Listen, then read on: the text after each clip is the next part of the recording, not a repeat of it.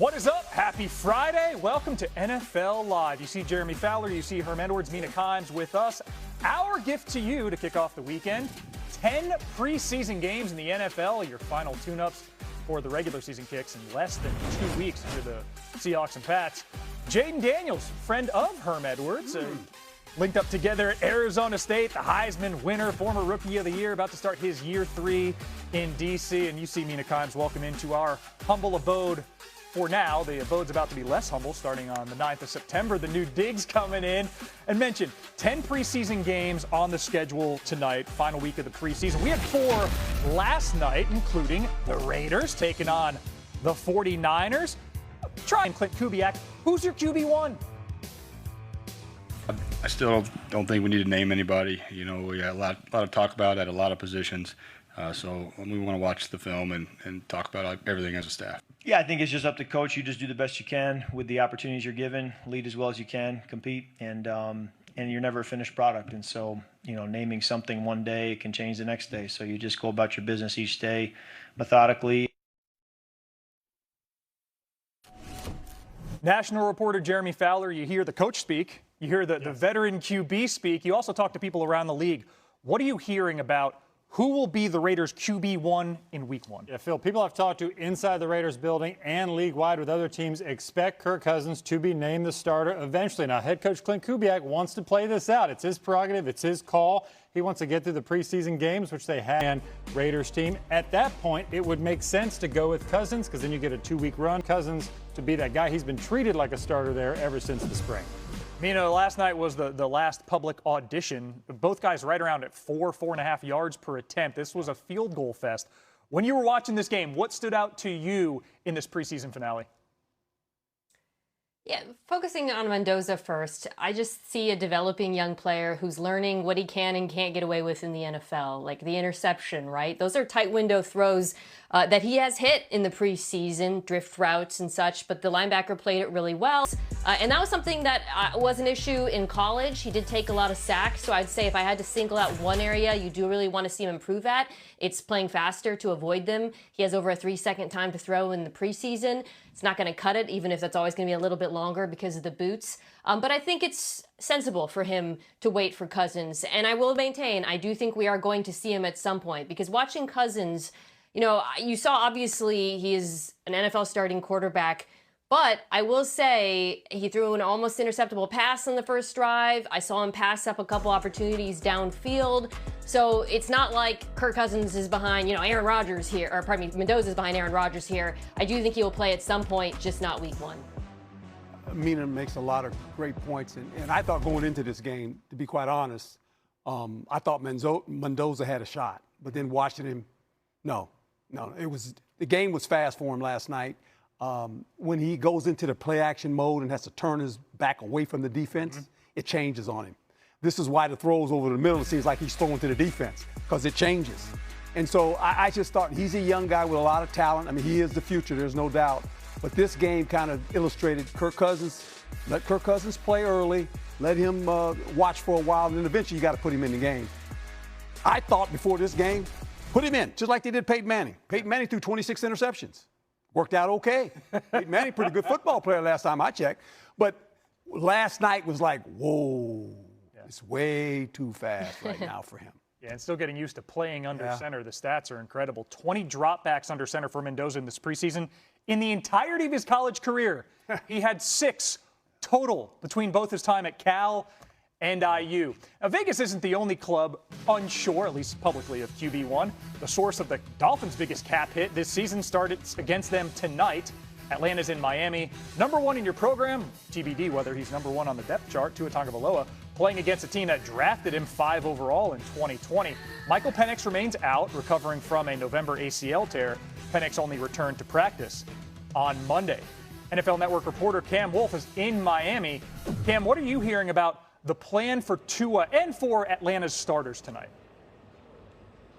Yeah, Phil, a huge opportunity for Tua Tagovailoa tonight. The starters will play, including Tua. I'm expecting 15 to 20 plays from what I am told. It could change based on how the Dolphins play, but this is an opportunity for Tua to make his mark, his argument to Kevin Stefanski and their president of football, Matt Ryan, that he should be the starting quarterback. For what I'm told, Tua's really struggled at times during camp. He's played inconsistent, and he came into this battle as the heavy favorite, largely because Michael Penix has not been cleared, as you mentioned.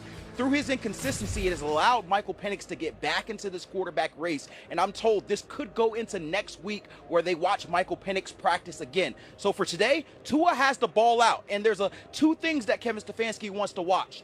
How does he handle the operation? They struggled with that a lot in the first preseason game. They had a true dress rehearsal game plan. They put in regular season style plays for Miami to see how Tua can handle the moment. Can he show up in real time? And there's also a mental toughness element. He's playing in his old home stadium, a place where fans could have an adversarial response. How does he respond? If he doesn't play well, more opportunity for Penix to show he could be potentially ready for week one. He's told the Falcons staff that they believe that even without preseason reps, he could potentially start week one. A lot will matter on how Tua plays today, Phil. And fans are starting to get understandably impatient in Atlanta. It's been 8 straight losing seasons, though last year there was a 3-way tie for first in the NFC South.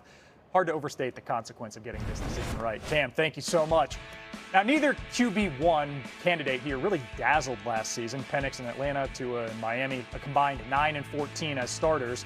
Penix a better touchdown-interception ratio, much better QBR. And QBR 50 is average, so Tua's 38. Third worst in the NFL, ahead of only Cam Ward and Geno Smith. And Cam mentioned, Kevin Stefanski. He has said of this QB1 decision timing, quote, "Whenever they tell me I have to, when that depth chart has to be put out, is when he's going to do it. I'm not trying to be coy." Okay, let's assume this is a fully open situation still. What does Tua need to show tonight to prove he should win the job?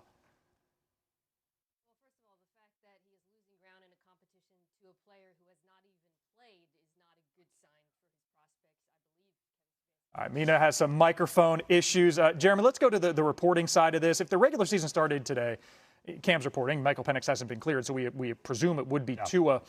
Penix hasn't played in a game since November. What are you hearing about his chances in this competition? He's still in it. He's got a chance here because they've seen him throwing since the spring. He's been doing 7-on-7 work with the team for months, and he's got more arm strength, a little more explosion as an athlete overall than Tua does, and Tua had a rough week. There's no way around it. His preseason opener, his joint practice with the Colts, he did struggle, especially with the operation, what Cam had mentioned. That's a surprise for a veteran who's been around forever.